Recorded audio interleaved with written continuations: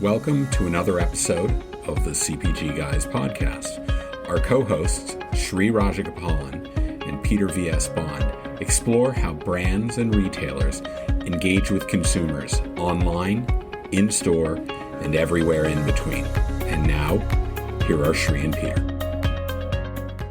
Hello, everyone, and welcome to this special Thanksgiving Week 2020 episode of the CPG Guys podcast. I'm your co-host, Sri Rajagopalan, an e-commerce evangelist who has had the fortune of starting up and scaling digital retail at Johnson & Johnson, Revlon, and Frito-Lay, amongst other brands. And when I'm not doing this podcast with my co-host, Peter Bond, I've also helped launch ZenFuel, a 100% natural supplements brand to help aid your sleep, energy, better movement, stress and anxiety relief, and male wellness. Do check it out at www.zenfuel.com. or simply search ZenFuel, that's ZenFuel on Amazon. ZenFuel, where your happiness is our ambition. And this is a special episode. We are the special guests, and I am joined as always by my co-host, the man, the legend of data, drumroll, insights, loyalty, and voice of the consumer. He's VP at Retail Strategy at Power Reviews. And by last measurement, he's only 1.74 degrees of separation from everybody in the CPG industry. They love him. They know of him. He knows them all. Welcome, Mr. Peter V.S. Bond.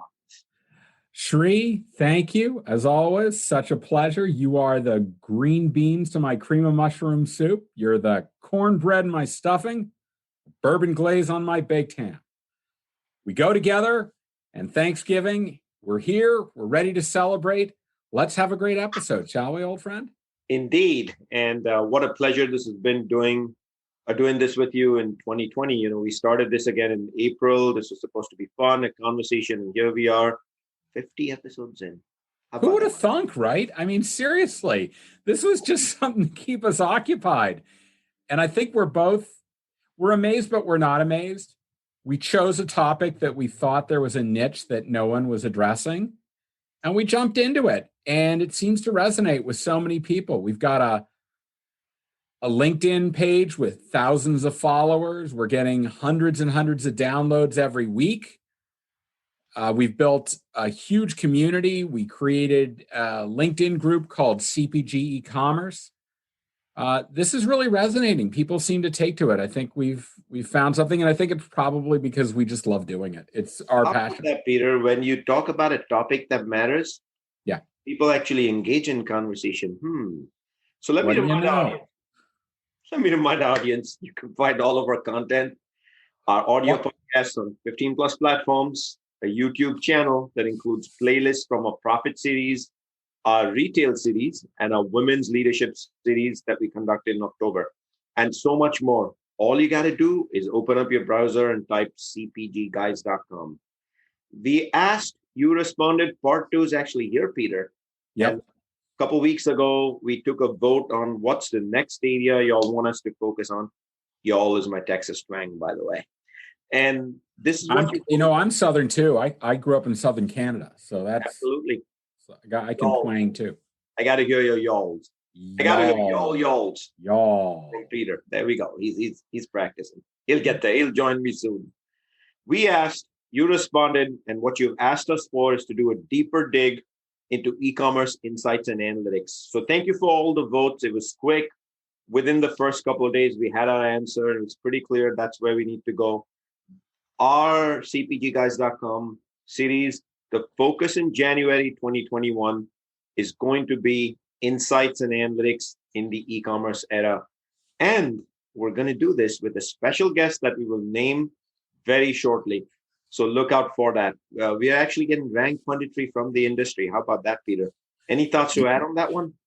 My two favorite words, rank punditry. You know that. Rank punditry is to me as retail media is to you, Sri. Absolutely, Peter. So without further ado, we are going to get into our special episode, which covers the CPG retail industry and the remarkable and rapid transformation to omnichannel in 2020. But I want to discuss the word e-commerce.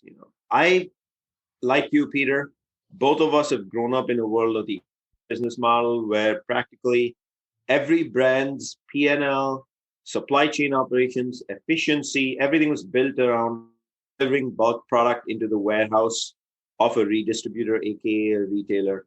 And the word e-commerce was always deemed as something not really here for today, 10 years out, and something that was more a fascination and let's check the box versus let's get it done, let's move 800 miles an hour. Some moved 800 miles an hour in the era from about 2015 to now. And when the pandemic hit March of 2015, 2020, not 2015, I stand corrected. What happened is those that were already leading in digital and e-commerce have significantly benefited from having great e-commerce operations this year. To me, we need to stop saying this is about just omni-channel transformation. This is about a retail apocalypse or a store apocalypse. We need to stop saying the store traffic will come back to the epic proportions in January 2020. Folks, end the debate. E-commerce is here. The consumers shop on e-commerce. It's a word. It's the future of the industry. Digital browsing is how it's happening today. I'm going to stop even saying future of the industry. Get going, folks. Get on your e-commerce train. Choo choo. What do you think, Peter? What's going on in the industry? Shri, but before I start jumping in and talking about some specific retailers, let me just echo what you said. If you're not in the game, you're going to lose the game. And we have to start recognizing that e-commerce is more than just a completely separate method of shopping a retailer. It's all about digital influence. We've talked about the convergence of that's really what omni-channel is about. If you're walking through a store and you need to learn about products, you want to be able to open up that retailer's mobile app and get all the content you need to make the decision. Bingo. And if a retailer doesn't understand it, there's a retailer out in Seattle we know very well, is more than happy to give content to your consumers, even if they're walking your store, and take them out of the purchase cycle. So yeah, this is a big thing. So let's get into some of the retailers. Let's start the alphabet right at the top, Albertsons. Great one, Albertsons Safeway. Recently released their quarterly numbers. Wow. ID store sales up 13%. Driven a lot by digital sales, which were up almost 250%. In fact, they have 950 stores now. With BOPUS, 200 of them accept SNAP as a payment mechanism. Talk about serving a community increasingly, right? We've talked about this. We'll get to it in a little bit around Instacart with what they're doing with Aldi, but making sure that the unbanked community has a mechanism to involve themselves with safer forms of commerce is important. It's also a growth opportunity. Let's not forget that. It's important from the standpoint of we need to be servicing so many consumers, and it will drive growth in the enterprise. So good on them. They plan to have almost all 950 of those by the middle of next year.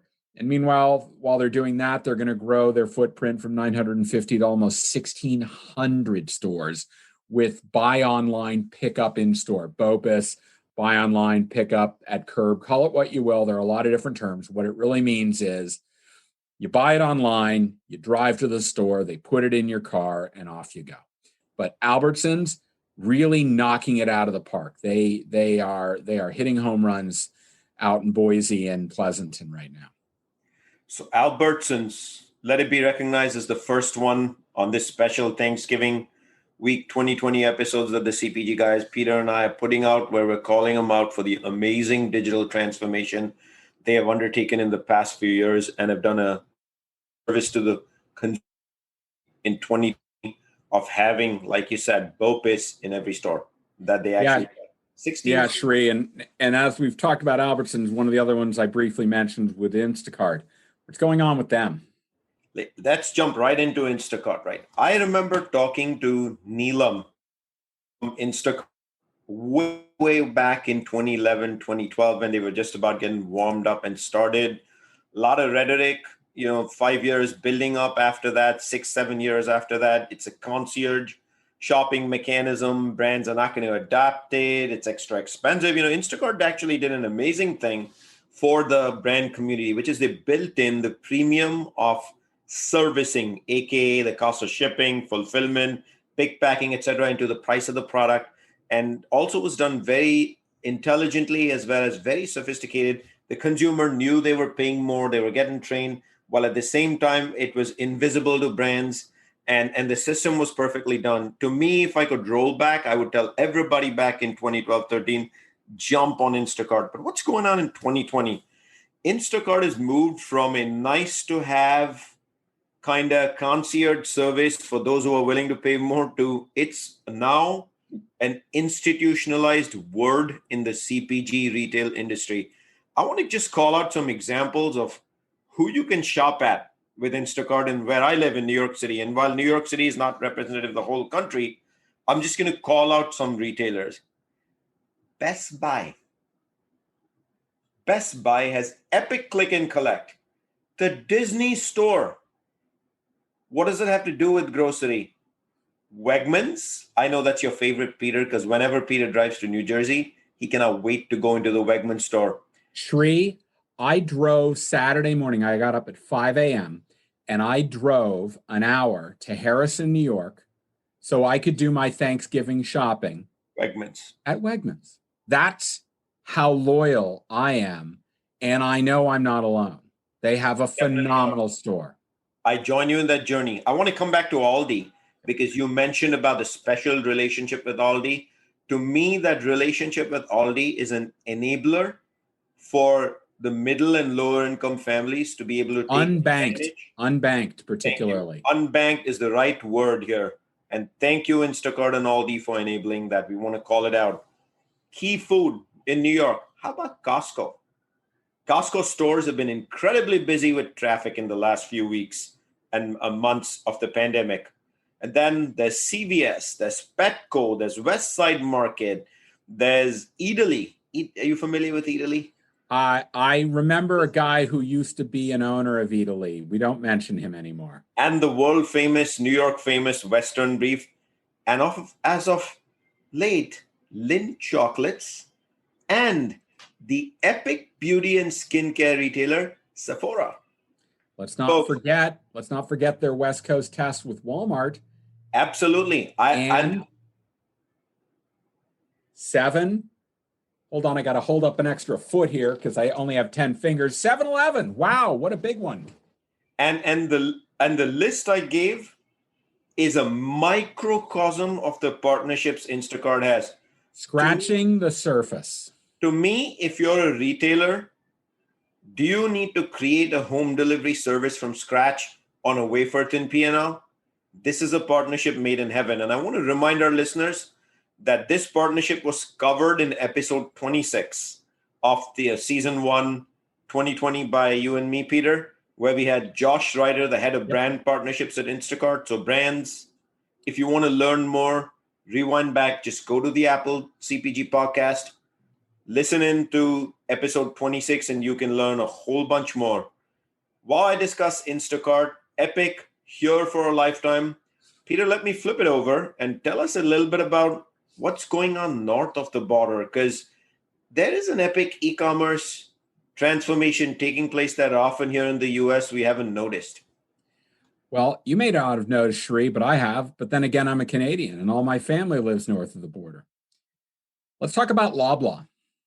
They have very enviable market share, north of 34%. So 1 in every 3 grocery dollars spent in Canada goes through Loblaw. Their quarter was off the charts. They had ID same-store sales of 6.9% growth and e-commerce sales of 175% growth. They've got a really interesting model. So their grocery business pretty much operates through Instacart. Again, another partnership that is working very well. Their pharmacy division, their drug division, Shoppers Drug Mart, actually does direct-to-consumer, mostly for beauty and personal care. I know that because Power Reviews is the ratings and reviews partner for Shoppers Drug Mart. But they're getting it all right. They are leading the industry there. They figured out how to do it. They have a great partnership with Instacart, and good on them. They have weathered this particular pandemic extremely well, and I only expect their market share to improve over time. Good on Loblaw. They know what they're doing. Speaking of north of the border, the one thing I failed to mention when I discussed Instacart was they're also now in Canada, Peter. And so if you're in Canada and you're listening into our episode, look out for Instacart. They're here. They're going to scale epically in Canada. You know, Shri, this discussion would not be complete if we just didn't address the elite retailer in the room. Your favorite discussion topic.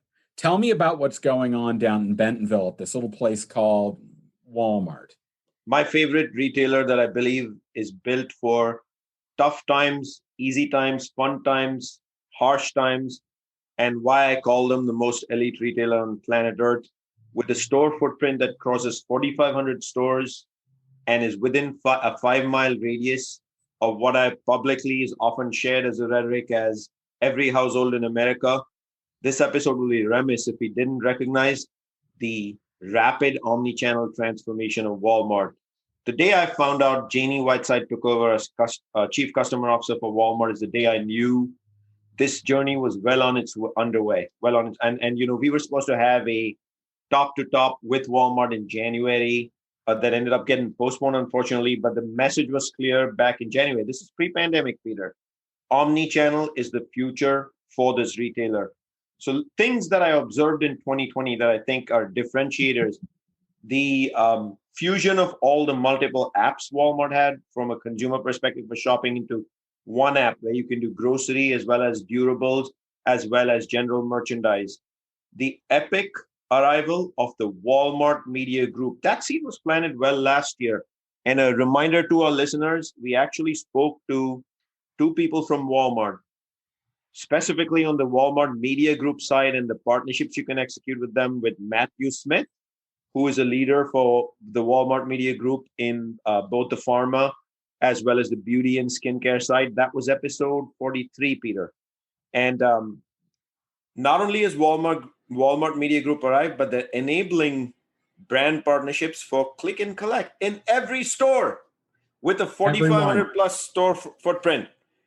And in 2020, one of the most, and Peter knows I love using the word 2020, one of the most important observations that I want to put out is Walmart has embraced Black Friday going online for far more than simply following the shopper. Sanitation, responsibility, not having epic queues standing outside for hours in an era of social responsibility. I want to say salute.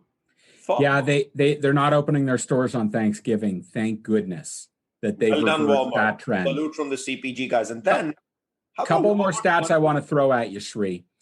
Not only did we talk about Walmart, but remember, we also had Stephen Carroll on from the Sam's Club division. Yes. The latest numbers, they saw their online sales for Sam's Club grow 41% in the quarter versus a year ago. And Stephen told us in his episode about the incredible capability of Scan and Go. Now, I tried Scan and Go yesterday for my first time in a Walmart store, and it worked like a dream. I just walked up, scanned the QR code at the register, contactless payment. I walked out of the store, no muss, no fuss.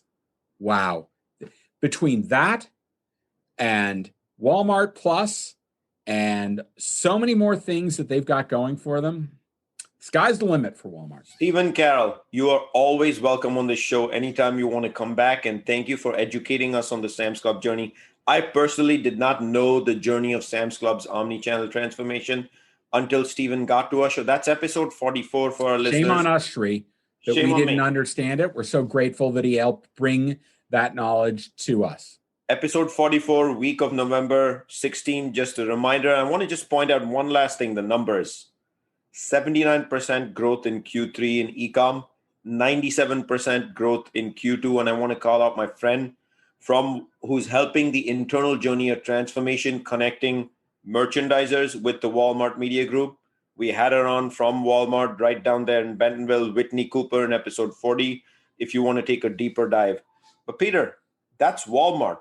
There's another general merchandiser in town that's way up in the north and actually is close to your home country. What's going on there? Well, we kind of consider Minnesota to be part of Canada, particularly when it comes to hockey, but let's put that aside. Target stores. Wow, another great quarter for them. Their omni sales were up almost 21%, driven by digital at plus 155%. Their average transaction versus year ago, up 15.5%. Wow, is that tremendous? Their curbside business is up 500%. Their shipped home delivery business, 280% growth. Target's killing it. These numbers, they may not have the scale that Walmart has, but they are destroying the numbers. I mean, these numbers are astronomical, Peter. What's the mojo behind such incredible numbers and digital transformation? Is it leadership? Is it every store? Is it click and collect? Is it the website? The one number I didn't talk about is the size of their loyalty program. We've got 80 million households now by all accounts. That's huge. They are killing it. People love to shop at Target. It has its own little clique, its own little genre. The stores are great. Why would you? Of course they're doing well. They figured it out. Here's what's great about the curbside solution. When they launched it, it was only for shelf stable. They've now enabled their stores with refrigerated and frozen units, so you can actually do curbside for perishables. That is game changing. They understand the success that Walmart's seen. They know they have to be in that game, and they are rolling it out and deploying it as quickly as possible. And now for my fellow New Yorkers, we also have a Target store in Hell's Kitchen on 43rd and Amsterdam. How good is that, Shri? You want to guess who's going to be there on Black Friday? Not me. I'm thinking maybe you. Maybe you. Tough one. Shri, let's go from Minnesota down to Georgia. Georgia. What's going on down at Home Depot, Shri? Anything big going on with them? Besides my favorite flavor of peaches, yeah, Georgia ain't nothing better than Georgia peaches. There's a whole lot going on in Georgia right now, isn't there, Shri? Oh, we're going to leave politics aside, but there's all sorts of stuff going on there. Oh, boy. It's also home of the Atlanta Braves, for the record, as well as Michael Vick's team, who Shri might know a little bit about, having gone just a little in the attack. And it's the home of none other than Home Depot, which I want to call out in particular as a learning lesson for CPG and CPG retailers.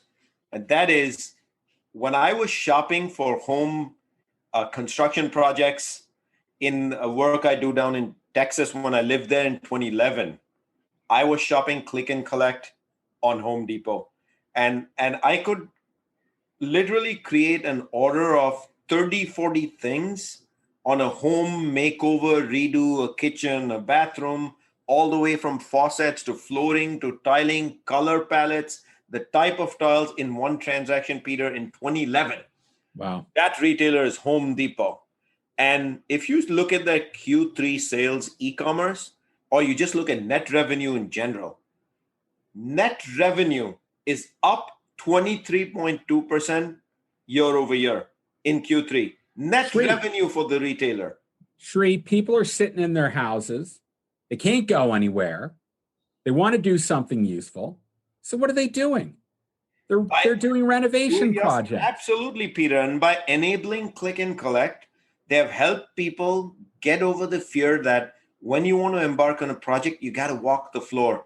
Their website is built to browse, down select, ask questions, get responses, and make the whole process seamless. I want to point out that their online sales is up in Q3 80% year over year, just like the Walmarts of the world. And Peter, the most important number I'm about to state, please pay attention, folks. 60% of those online orders are fulfilled through a store. Through a store. Yeah, they understand that that's where, how are you going to ship a 6-foot long 2x4? That's a waste of money. Everything's got to be done through the store. Here's what I love about their experience. We've talked about this in the past. Amazon is built for purchasing eaches. They fall down when it comes to seasonal because it's just not Or easy. basket. It's not easy to shop a seasonal need on Amazon as compared to a physical store. Home Depot has figured out how to build the ability to execute a project shopping experience fairly painlessly in a digital environment. That's why it's doing so well. So good on Home Depot. The one thing I want to point out, Peter, just to close out Home Depot is if you look at the numbers, they have had 300 basis points of improvement on customer satisfaction. And the reason for that is everything we've just quoted. You referred to Sam's Club earlier today and our good friend Stephen Carroll, a friend of the show. What's going on the other side of the fence with BJ's? Yeah, so BJ's, for transparency purposes, we've talked about this before. BJ's is a client of Power Reviews, and I work very closely with them. They're having a great time themselves. Their ID store sales are up 18.5%, and digitally enabled sales are up 200%. They do a little bit of a mixture of Instacart. They have their own click and collect. They have their own box and ship with 2-day service. They're really killing it. They're big on content. They want their brands to contribute to make sure the product pages are as complete as possible with imagery, copy, ratings, and reviews. I'll tell you, their new chief digital officer, Monica Schwartz, has picked up the ball right where her predecessor left it. And the team is really driving success in a digitally engaged environment. Digitally influenced sales at BJ's are tremendous. They're killing it, and I expect them to continue that through the next couple of quarters at a minimum. No kidding, Peter. Yeah. So Shri, let's talk about, they're all based outside of Boston, right? Let's go over to the West Coast, the Northwest, the Pacific Northwest. There's this company up in Seattle. I can't remember their name. I'm pretty sure you do. They just made a big announcement that's going to rock the chain drug world. What's going on there, Shri? I better know their name because we're selling ZenFuel on that third-party marketplace. Yes. But we're not going to talk about Amazon's third-party marketplace or the 1P business on CPG. We're actually going to discuss the word Amazon Pharmacy. Peter, this is a project I personally worked on in late 2018, early 2019 at a previous alma mater of mine. And it originally was floated as Project 1492 within Amazon, a pretty cool word, if I may say so. And back then, it's the acquisition of PillPack by Amazon sent shivers down the spines of the entire healthcare industry, insurer, manufacturer, pharma manufacturer, distributor, our entire lobbyists, the entire healthcare industry, for the simple reason that the industry is built around, I'm not dissing it or I'm not promoting it, I'm just putting some facts out there. It's built around layers and layers of middlemen, women, call it what you may, as well as administrative services, etc., which make it an incredibly complex ecosystem, especially if you were ever to read a actual insurance provider bill or a receipt that you got post any procedure or even just a visit to a doctor's office and the various lines. They're very hard to decipher. I'm not saying... Shri, there's a reason that Target sold its pharmacies to CVS. It's complex as that. So it's complex, and the industry was built over years and years of years. And I know healthcare is a popular rhetoric and a conversation topic in this country, no matter where you go. But the Amazon pharmacy is very unique in the sense when PillPack was acquired, the real fear was what's going to happen to the industry if you're all of a sudden now able to connect the consumer with what Amazon, Jamie Dimon, and Warren Buffett did together, which was they formed an insurance provider with close to 100,000 quote unquote possible patients, employees, call them what you may, and they became a testing ground for a significantly reduced cost insurance, which I think all of us in this country know. I have mentioned it's a healthcare topic. And with the announcement of Amazon Pharmacy and with the ability to also deliver the actual pharma needs to your house via home delivery, and who's better at home delivery than Amazon? They are rattling the industry. At a later episode, perhaps in 2021, We'll get into this at a great level of detail. This one is very personal. I'm publicly declaring it's very personal to me. You all know that I went through a healthcare procedure earlier in the year, and I spent a lot of time decomposing it. So we'll get back to it. But I want to leave you guys with one thought, and that is, as I look at the drug retailers in our country, I won't name them, but drug retailers have had a footfall traffic issue in 2020, needless to say, because of the pandemic. And this introduction of the Amazon pharmacy means the reason you were elite was really a pharmacy, and the front of store was a small number on your overall P&L. But it was a small number that brought foot traffic into the store. And if you look at the recent data, especially the October footfall traffic report, drug chains have actually seen a downward trend with footfall traffic. And it's been up and down through the entire pandemic. Very early on, it was one of the only ways to go in, but now it's certainly down. If you don't get back into the world of bringing traffic back to your front of store, which is really CPG and all fast-moving consumer goods at the end of the day, including paper goods, things of that nature, this is going to be a tough battle for you. Watch out for Amazon Pharmacy. I could go on about the Amazon Pharmacy for hours and how this is step one in radically transforming the healthcare industry. General rhetoric, maybe it's not a popular opinion that I should be putting out there, but if I had said in 2001 that Amazon will revolutionize e-commerce and revolutionize the CPG industry as well as retail forever, it wouldn't have been a popular rhetoric either. It won't happen in a day. It took Amazon 20 years. Healthcare in our country, Amazon Pharmacy will indeed transform for the better. But for the drug retailers, pay attention. Front of store footfall traffic is one of the various mechanisms you have to bring shoppers back into your ecosystems. And I do want to call that out, Peter. I think you're spot on, Shri. That's my background as well. I'm not going to disagree with anything you're saying. There's a reason, as I mentioned, that Target decided to sell its pharmacy. It was not its core selling capability. They knew that they could put a lot of money directly to the bottom line through the sale and then focus on profitable business. I guess the question will become when the 2 or 3 major drug chains, however you want to score them, come to the conclusion that they too want to focus on their business, Amazon's going to force them to do that.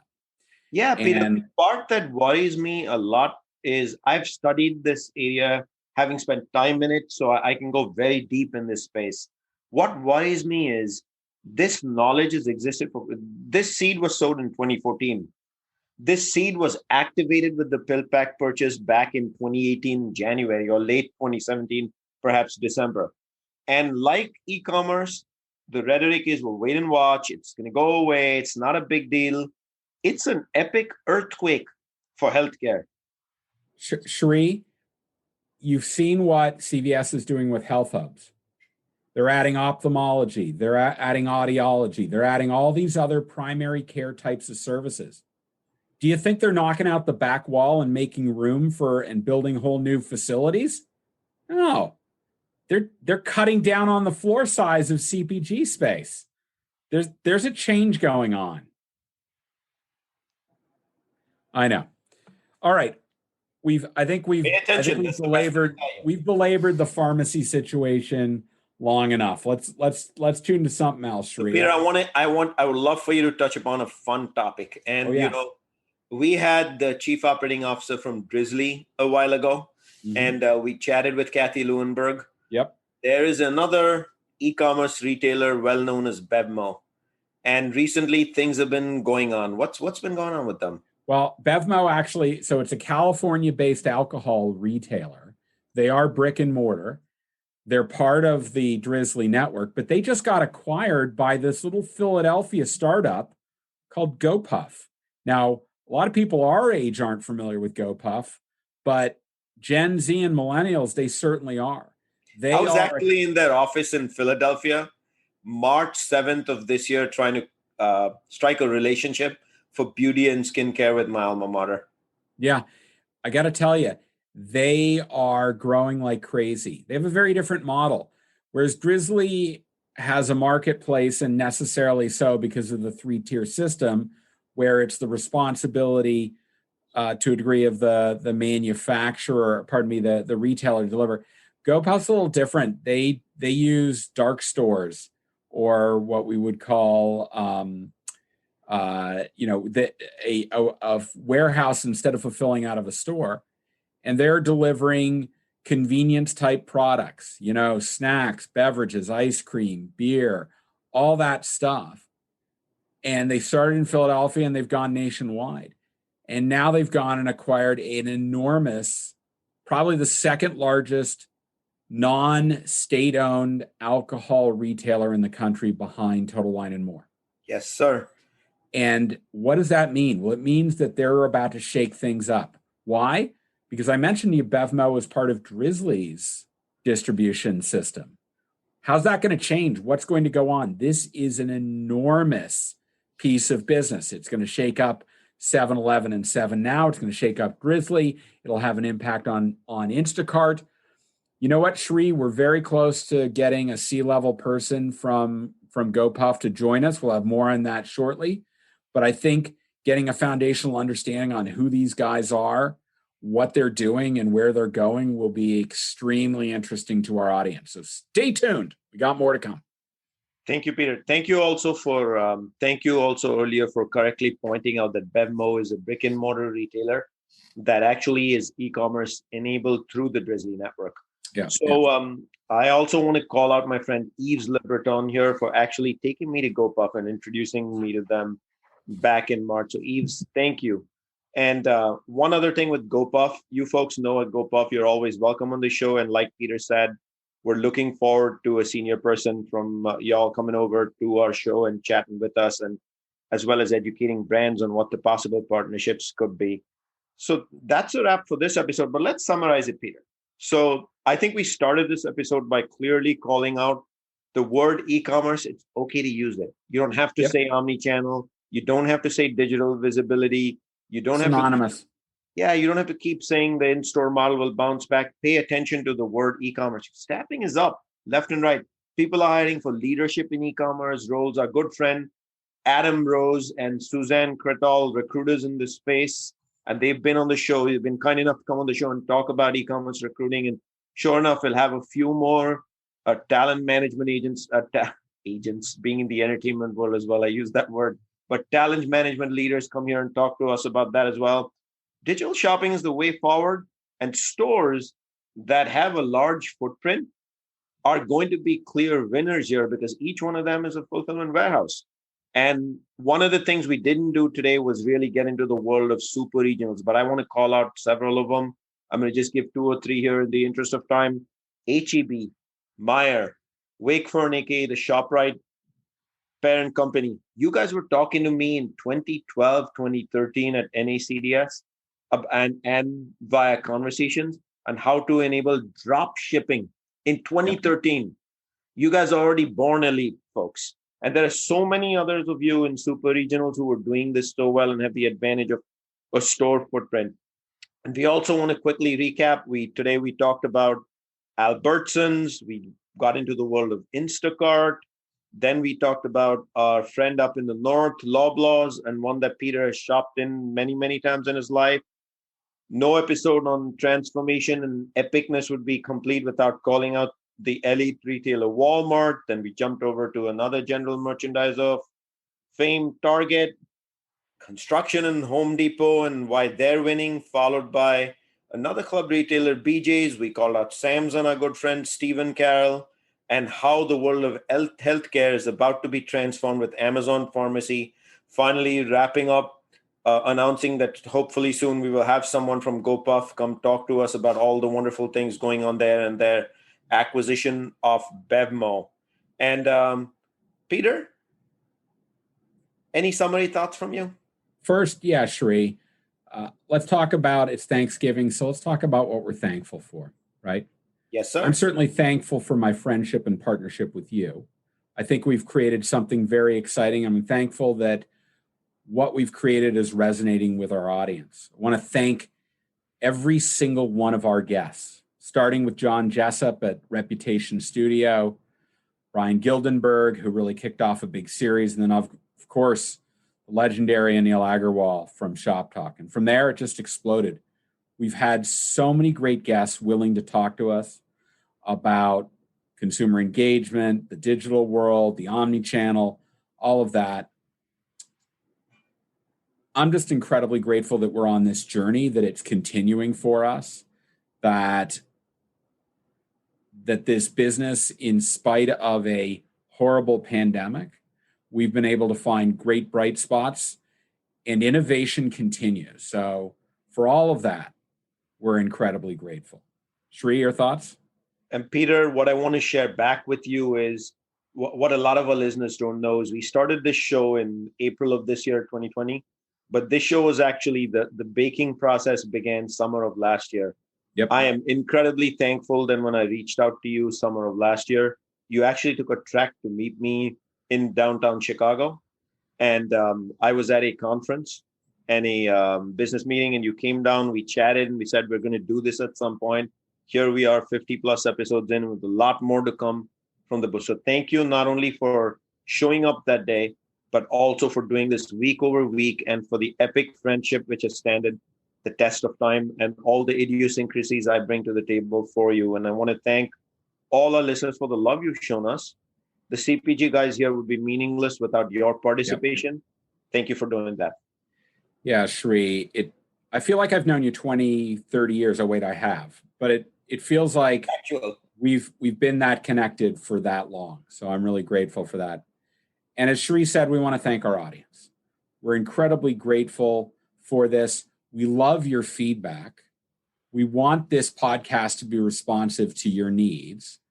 So if you want to share your feedback, there's a very easy way to do it. We've got a new URL for you. It's called ratethispodcast.com/CPGguys. If you go there, you can leave feedback for us on the Apple Podcast. It'll take you right there. So ratethispodcast.com/CPGguys, and you can tell us what you think and where you want us to take this podcast. We're going to be back next Monday. We've got an epic leader joining us. He's the North American head of digital integration with the Coca-Cola Company. His name is Brian Sappington. We hope you're going to like it. We know we love talking to him. It is a great conversation about how leadership can drive growth and advancement and how you need to be truly a servant leader with great humility if you want to get this done effectively and bring stakeholders to the table. So with that, Shri, I'll say thank you. I hope you have a great Tofurkey Thanksgiving. And we'll look forward to seeing you next Monday. Happy Thanksgiving, everyone. I'm the only vegetarian in my house. Happy Thanksgiving, y'all. Bye-bye.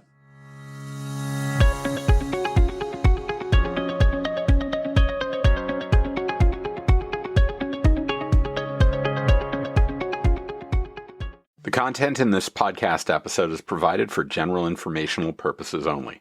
By listening to our episode, you understand that no information contained in this episode should be construed as advice from CPG Guys LLC or the individual author, hosts, or guests, nor is it intended to be a substitute for research on any subject matter. Reference to any specific product or entity does not constitute an endorsement or recommendation by CPG Guys LLC.